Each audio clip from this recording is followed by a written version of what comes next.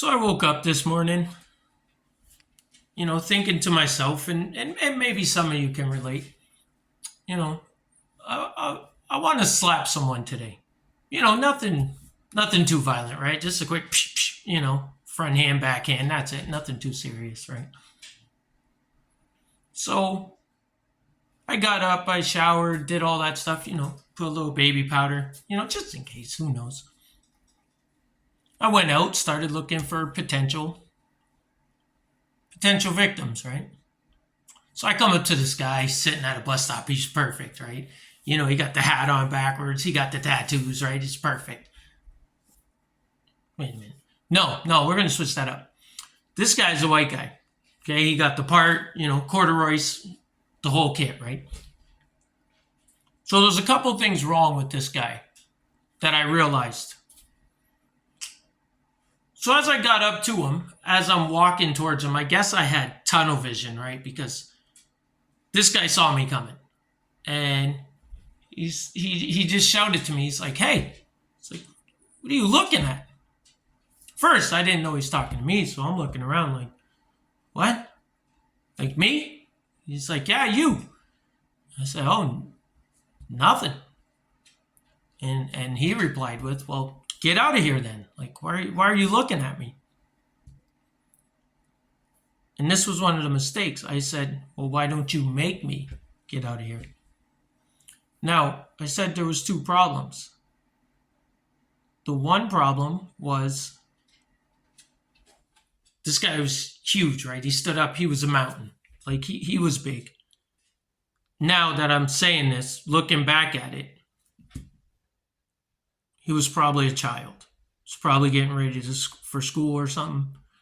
He had the backpack on, and his shoes were pretty clean. So he's probably a student, probably going to school. I didn't know that at the time, but now that I'm reaccounting, I'm aware of that. And so that was the first problem. Now that wasn't the worst of my problems. The fact he's big isn't that big a deal. The second problem was I didn't know he had his own personal security team. I was unaware of this.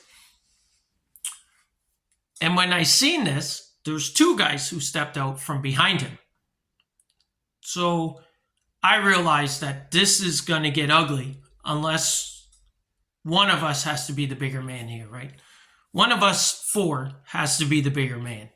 So I decided that I would bite the bullet and I would be the bigger man and just stop some senseless violence. You know what I mean?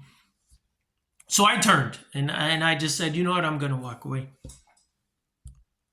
As I walk away, as I turn, I see out of my peripheral, somebody is coming from behind me. So I take a quick glance. I see these two guys are on my heels, right? They're walking towards me.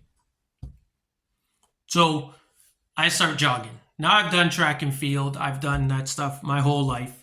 I was a pretty good athlete in my day. And these guys were good. They were fast. They were well trained. This was not their first rodeo. That is for sure. They were pretty good. And they caught up to me in an alley. Now, the bigger one, he wasn't tough. He was nothing. He was easy, right? He came up, I squared up, pow, pow, hit him with the 1-2.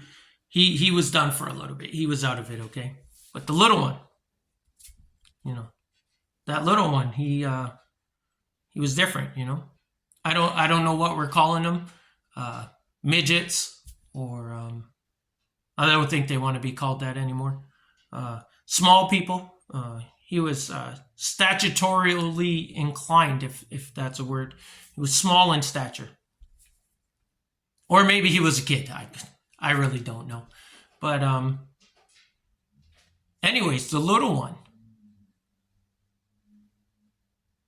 I couldn't get a hold of him, right? For anyone out there who chased chickens before, you know what I'm talking about. Like 1 minute they're here, then they're there, then they're there, and you just can't get your hands on them, right? Because they're just small and they're quick, and So that's what I was going through with him.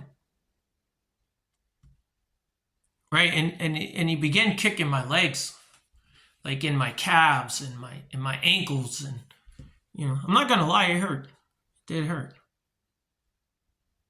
And he just kept going and going and going. And I was reaching and reaching and just couldn't quite grasp him. And he felled me. He did fell me. As I fell to the pavement, that's when the bigger guy started coming too, right? He started pulling it together and getting his stuff together. And then I remember, next thing I remember, I woke up in an ambulance being attended by the paramedics. And I remember quite vividly, I looked up at the paramedic and I said, "Do you smell that?" To which he replied, "Yeah, I smell that." And I said, "Is that?" "Yeah, that's me." Eh? And he confirmed it was me. And what he explained to me is, while the little one was kicking my legs, he hit a nerve up in my upper thigh, and it made my bowels release, I guess. And I crapped myself. Sorry.